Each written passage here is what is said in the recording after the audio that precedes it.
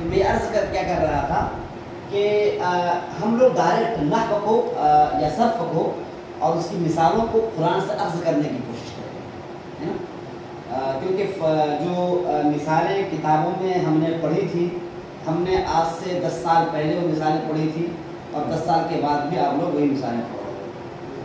سمجھ رہے بھائی؟ کل بھی زید مر رہا تھا اور آج بھی زید مر رہا ہے. کل بھی حامد مدد کر رہا تھا اور آج بھی حامد کیا کر رہا ہے؟ مدد کر رہا ہے. میں نے آپ کو ماضی کی چاروں قسمیں پڑھائی ہیں اور چاروں قسموں پر جو مثالیں، چاروں قسموں کو ثابت کرنے کے لیے مثالیں، چاروں قسموں کو سمجھانے کے لیے یہ مثالیں آپ کے سامنے ہیں.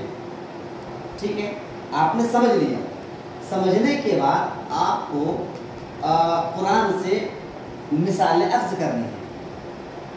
قرآن سے کیسے؟ ایک پارہ، جیسا کہ میں نے آپ کو بھی بتایا کہ ایک پارے کو اپنے ساتھیوں میں تقسیم کرو، ہے نا. 2 صفحے، 3 صفحے، 4 صفحے. 20 ساتھی ہوں تو 1 صفحہ، 10 ساتھی ہوں تو 2 صفحے. ایک پارے میں کتنے صفحے ہوتے ہیں؟ 20 ہوتے ہیں نا بھائی، 21 تو نہیں ہوتے، 20 ہوتے ہیں. 10 ساتھی ہوں تو 2 صفحے، 20 ساتھی ہوں تو 1، زیادہ ہو تو ہاف کر لیں گے. بس میں نہیں.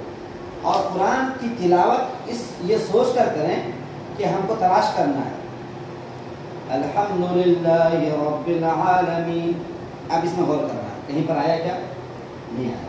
اب آگے چلنا ہے، ٹھہر ٹھہر کر کے تلاوت کرنی ہے اور اس میں پھر غور کرنا ہے. کہیں قد آیا، کہیں ماضی مطلق تو آیا نہیں، کہیں ماضی قریب تو نہیں آیا، کبھی ماضی بعید تو نہیں آیا، کہیں ماضی استمراری تو نہیں آیا.